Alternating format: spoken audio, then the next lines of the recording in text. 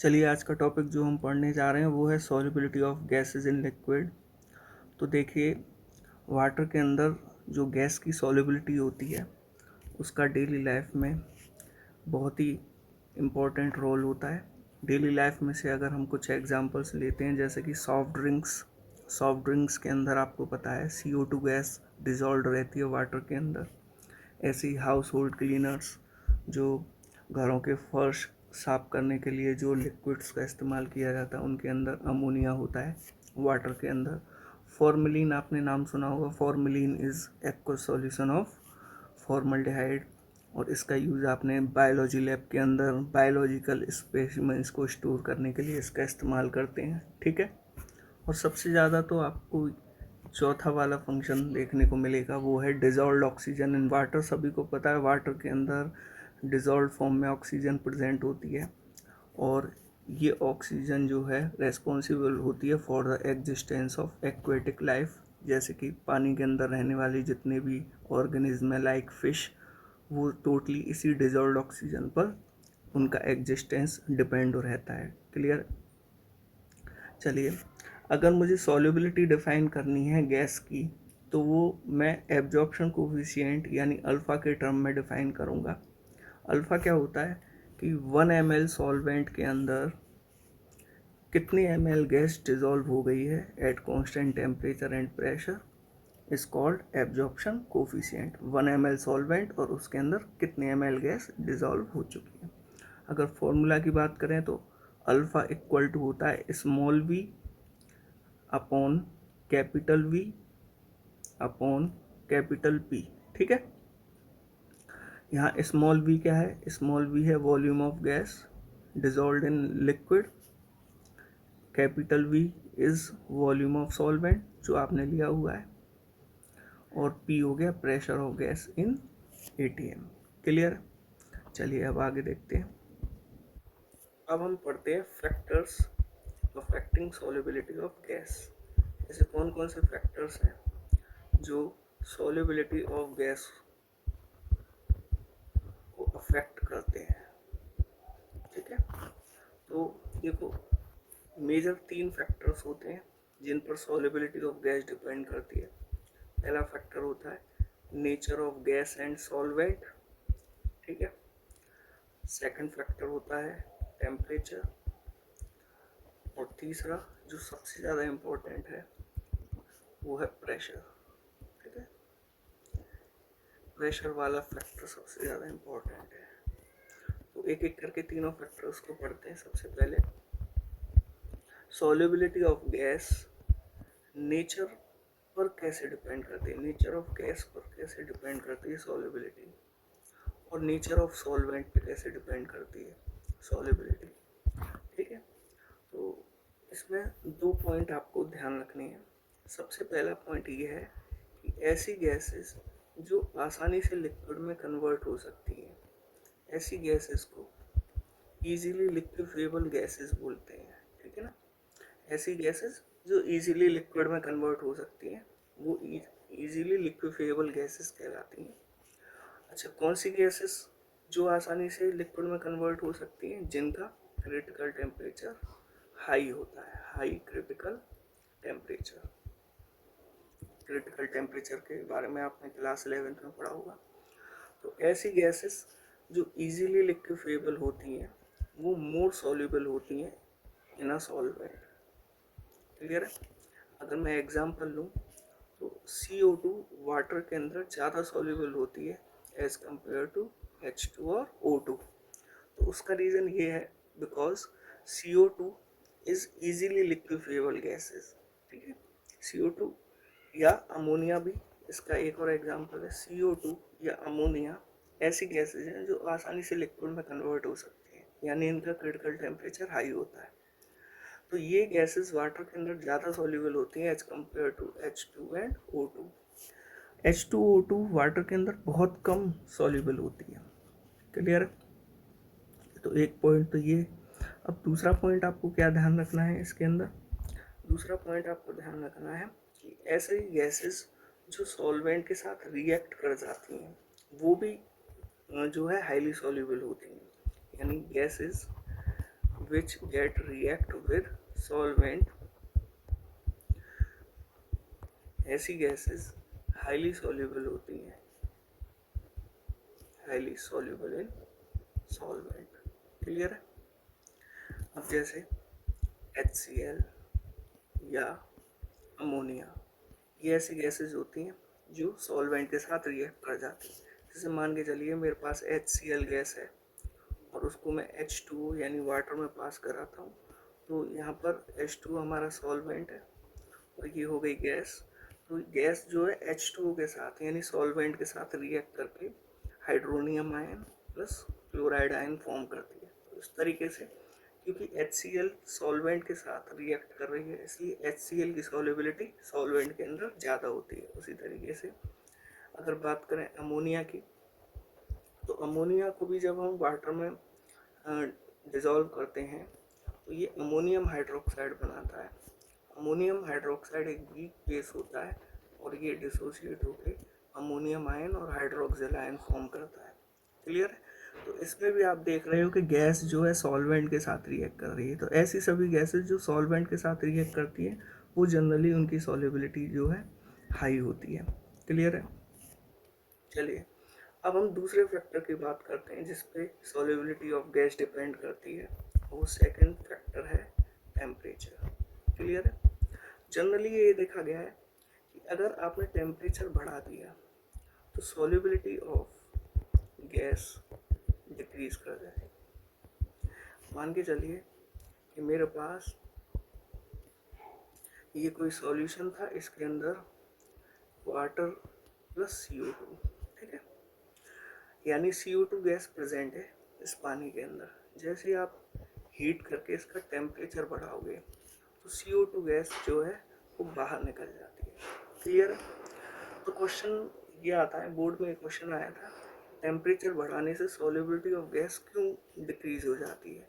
तो उसके आंसर में ये लिखना था कि जो डिसोल्यूशन प्रोसेस ऑफ गैस है वो एक्सोथर्मिक नेचर की होती है और एक्सोथर्मिक प्रोसेस का जब कभी भी आप टेम्परेचर बढ़ाते हो तो उसकी सॉल्युबिलिटी क्या हो जाती है? डिक्रीज हो जाती है। तो सीधा सा आपको ये रीज़न लिखना था कि डिसोल्यूशन ऑफ गैस एक एक्सोथर्मिक प्रोसेस है, इसलिए टेम्परेचर बढ़ाएंगे तो सॉल्युबिलिटी जो है डिक्रीज हो जाती है। क्लियर है? यहाँ तक ये बात समझ में आ गई?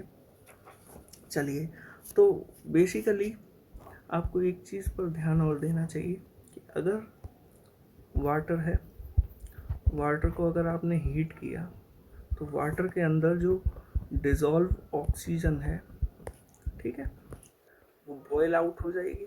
बॉयल आउट का मतलब वाटर के अंदर जो डिज़ोल्व ऑक्सीजन है वो वाटर से बाहर चली जाएगी, क्योंकि हीट करने से सॉल्युबिलिटी क्या होती है? डिक्रीज होती है। यहाँ बॉयल आउट का मतलब एक्सपेल आउट से है। क्लियर है?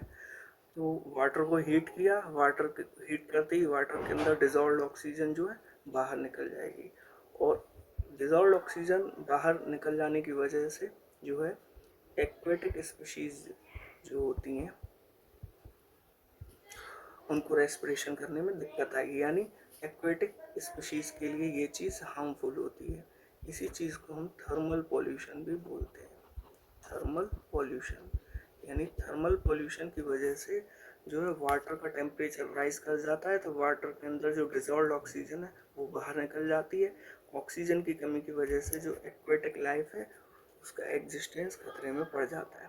क्लियर है? तो आपने सीधे सीधे ये सीख लिया कि अगर हमने टेम्परेचर बढ़ाया तो सॉल्युबिलिटी घट जाती है।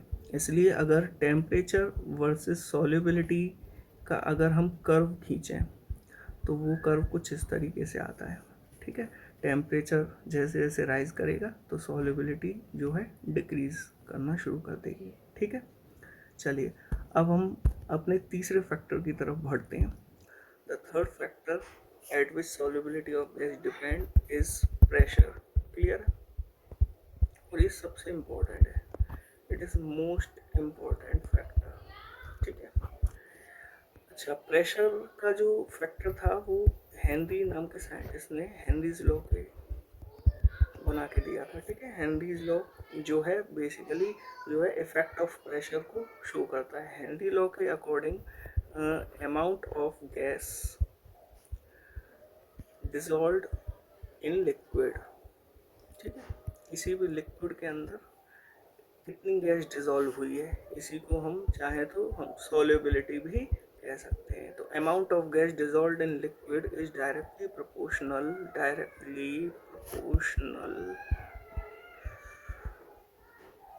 टू प्रेशर ऑफ गैस, ठीक है, यानी गैस का प्रेशर जितना ज़्यादा होगा उतना ज़्यादा अमाउंट ऑफ गैस जो है उस पर्टिकुलर सॉल्वेंट के अंदर सॉल्युबल हो जाएगी, ठीक है। प्रेशर अगर लो हुआ गैस का तो गैस का उतना ही कम अमाउंट जो है उस सॉल्वेंट में डिज़ोल्व हो पाएगा। क्लियर है, यानी m is directly proportional to p। यहाँ पर m क्या है, m है amount of gas dissolved in liquid और p क्या है, प्रेशर ऑफ गैस। क्लियर है, तो m is directly proportional to p, लेकिन यहाँ रखना टेम्परेचर कांस्टेंट। क्लियर है, तो जब हम प्रोपोर्शनैलिटी का साइन हटाएंगे तो एक कांस्टेंट आ जाएगा k। क्लियर है, k is called proportionality constant, और ये जो k है इट डिपेंड्स ऑन, इसकी वैल्यू जो डिपेंड करती है वो कई फैक्टर्स पर डिपेंड करती है। एक तो नेचर ऑफ गैस पर डिपेंड करती है, यानी गैस डिफरेंट गैसेस होंगी तो उनकी के की वैल्यू भी डिफरेंट होगी, ठीक है। उसी तरीके से नेचर ऑफ सॉल्वेंट पर डिपेंड करता है के की वैल्यू, ठीक है।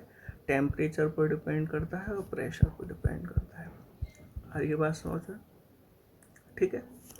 तो अभी आपने पढ़ा कि जो हमारी सॉल्युबिलिटी है यानी m वो डायरेक्टली प्रोपोर्शनल है प्रेशर की। तो इसलिए अगर हम solubility versus pressure curve draw करें, solubility versus pressure curve draw करें, और हमें पता है कि solubility of gas is directly proportional to pressure, तो मेरे ख्याल से ये जो आएगा वो आएगा straight line passing through the origin. Clear है, मान के चलिए ये जो है O2 के लिए आया। अब अगर मैं N2 के लिए ड्रॉ करना चाहूँ तो N2 के लिए ये हो गया, ठीक है, और ये हो गया आपका θ1 एंगल और ये हो गया θ2 एंगल। अब सभी को पता है कि जो स्लोप होती है वो स्लोप किसके बराबर होती है, tan थीटा, और यही स्लोप किसके बराबर है, k क्या था जो अभी मैंने आपको यहाँ पर प्रोपोर्शनैलिटी कांस्टेंट बताया था, ये k, ठीक है। यानी हमारा जो प्रोपोर्शनैलिटी कांस्टेंट k है वो ये जो मैंने ग्राफ ड्रॉ की है उसके स्लोप के बराबर होता है। इसका मतलब ये हुआ कि अगर मैं tan θ1 की बात करूं तो वो tan θ1 क्या हो गया, it is the k for N2। Clear है, और अगर tan θ2 निकालूंगा तो वो k होगा फॉर O2। तो आप देख पा रहे हो N2 और O2 दोनों के लिए k की वैल्यू डिफरेंट आएगी, क्योंकि N2 के लिए k की वैल्यू है tan θ1 और O2 के लिए k की वैल्यू है tan θ2। क्लियर है यहाँ तक। अब देखिए, अब वापस से हेनरी लॉ पे बढ़ते हैं। m is directly proportional to p, ये हेनरी लॉ था। अब यहाँ से हमने प्रोपोर्शनैलिटी का साइन हटाया था तो प्रोपोर्शनैलिटी कांस्टेंट आ गया था k, ठीक है। तो इसका मतलब ये हुआ कि m1 is equal to kp1 और m2 is equal to kp2। तो अगर मैं m1 अपॉन m2 करना चाहूँ तो वो मुझे क्या देगा, p1 अपॉन p2। क्लियर है, यहाँ पर m1 क्या है, m1 है सॉल्युबिलिटी, मैं लिख देता हूँ यहाँ पर m1 क्या है, m1 होता है solubility of gas at P1 pressure, ठीक है, और m2 क्या है, m2 है solubility of gas at P2। Clear है, अब इस चीज़ को आप जैसे भी समझ सकते हो कि मान के चलिए मेरे पास एक बीकर के अंदर कोई सॉल्वेंट भरा हुआ है, ठीक है, और इस सॉल्वेंट के अंदर मैं मिक्सचर ऑफ गैस पास करा रहा हूँ, मिक्सचर ऑफ गैस 1 and 2। मेरे पास दो गैसेस का मिक्सचर है, गैस 1 और गैस 2 का मिक्सचर है, और इस मिक्सचर को किसी सॉल्वेंट में पास करा रहा हूँ। तो वो गैसेस इस सॉल्वेंट के अंदर जो डिज़ोल्व होंगी तो वो in proportion to its own partial pressure, मतलब प्रोपोर्शन ऑफ पार्शियल प्रेशर का मतलब P1/P2। P1/P2 क्या रिप्रेजेंट कर रहा है, ये इनके पार्शियल प्रेशर का प्रोपोर्शन ही तो है। तो ये जो गैसेस 1 और गैसेस 2 हैं, ये जो सॉल्वेंट में जब डिज़ोल्व होंगी तो वो अपने प्रेशर के प्रोपोर्शन में ही डिज़ोल्व होंगी। क्लियर है? यानी जो जैसा प्रोपोर्शन उनके प्रेशर्स के बीच में होगा उसी प्रोपोर्शन में उनकी सॉल्युबिलिटी होगी। क्लियर है? इसके बाद फिर अब देखिए आगे, मान के चलिए हम सॉल्युबिलिटी को अगर मूल फ्रैक्शन से रिप्रेजेंट करते हैं तो हमें हेनरी लॉ का दूसरा स्टेटमेंट मिल जाएगा। यानी if solubility of gas is represented by mole fraction, it is represented by mole fraction. ठीक है, मूल फ्रैक्शन को x से डिनोट करते हैं। तो हेनरी लॉ का सेकंड स्टेटमेंट ये है कि मूल fraction is directly proportional to the partial pressure of gas। ठीक है, यहाँ से प्रोपोर्शनैलिटी का साइन हटाएंगे तो मुझे जो है प्रोपोर्शनैलिटी कांस्टेंट मिलेगा अगेन k डैश, ठीक है, इनटू में p। तो यहाँ से p की वैल्यू निकालेंगे तो वो क्या हो जाएगी 1/k डैश इंटू एक्स, और 1/k dash is equal to K H. अब यहाँ पर के एच क्या है, K H is called Henry's law constant. ठीक है, और के एच की वैल्यू अलग अलग गैसेस के लिए अलग अलग होती है, यानी different gases have different values of के एच। क्लियर है? साथ के साथ आप एक चीज़ और देखिए कि P is equal to K H into x, तो इससे के एच बराबर आ जाएगा P/x। अब यहाँ x क्या है, x इज सॉल्युबिलिटी। ठीक है, यहाँ देखो शुरुआत में ही मैंने कहा था कि solubility is represented by mole fraction, तो यहाँ पर x क्या है, सॉल्युबिलिटी है। तो what is the relation between K H and x, तो आप कहोगे इनवर्सली प्रोपोर्शनल, यानी के एच और x के बीच में इनवर्सली प्रोपोर्शनल का रिलेशन है। या x कह दूँ या मैं इसको सॉल्युबिलिटी कह दूँ, वो एक ही बात है।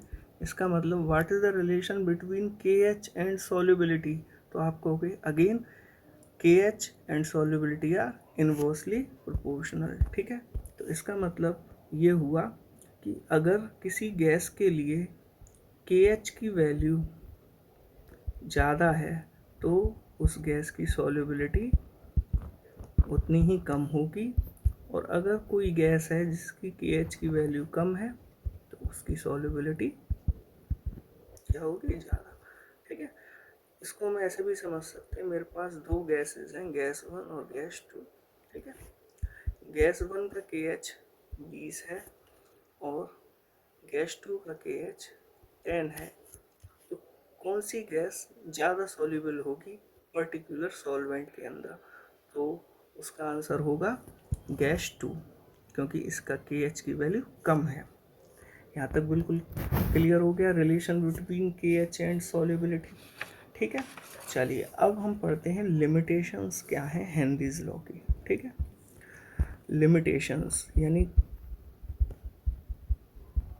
ये हेनरी लॉ किस रेंज तक वर्क करता है, लिमिटेशंस ऑफ हेनरीज लॉ। तो देखो पहली लिमिटेशन तो ये है कि गैस का प्रेशर नॉट टू हाई, एक लिमिट से ज़्यादा नहीं होना चाहिए, मतलब बहुत ज़्यादा प्रेशर जो है नहीं होना चाहिए। ठीक है, नंबर 2 जो टेम्परेचर है वो नॉट वेरी लो, बहुत कम नहीं होना चाहिए। ठीक है, तीसरा इम्पोर्टेंट लिमिटेशन हेनरी लॉ की ये है कि जो गैस आप सॉल्वेंट में डिज़ोल्व कर रहे हो तो गैस उस सॉल्वेंट के साथ केमिकली कंबाइन नहीं करनी चाहिए, यानी उनके बीच में कोई केमिकल रिएक्शन नहीं होनी चाहिए, यानी gas does not chemically combine with solvent. ठीक है, साथ ही साथ याद रखना कि गैस सॉल्वेंट में जाने के बाद ना तो डिसोसिएट हो, नादर डिसोसिएट, ठीक है, नॉर एसोसिएट, ना तो डिसोसिएट होनी चाहिए वो गैस और ना एसोसिएट होनी चाहिए इनसाइड द सॉल्वेंट। एग्जाम्पल, जैसे अगर मैं एग्जाम्पल की बात करता हूँ, जैसे कि अमोनिया है। अमोनिया वाटर में जाने के बाद डिसोसिएट हो जाती है अमोनियम आयन और हाइड्रोक्सिल आयन के फॉर्म में। उसी तरीके से CO2 गैस जो है वो वाटर के साथ केमिकली रिएक्ट करके H2CO3 बना लेती है। उसी तरीके से ऑक्सीजन जो है हमारे ब्लड के अंदर हीमोग्लोबिन से रिएक्ट करके, ठीक है, HbO2 का होल 4 बना लेता है। ठीक है, तो इन सभी केसेस में आप देख रहे हो कि चाहे अमोनिया हो, चाहे CO2 हो, चाहे ऑक्सीजन, ये तीनों गैसेस जो हैं हमारे जो सॉल्वेंट हैं उनके साथ रिएक्ट कर रही हैं। ऐसे केसेस में जो हेनरी लॉ है वो उसकी जो हेनरी लॉ के अकॉर्डिंग जो सॉल्युबिलिटी निकल के आएगी वो एक्सपेक्टेड वैल्यू से डिफरेंट निकल के आती है। ठीक है, तो ये लिमिटेशंस जो हैं आपको ध्यान में आनी चाहिए। ठीक है।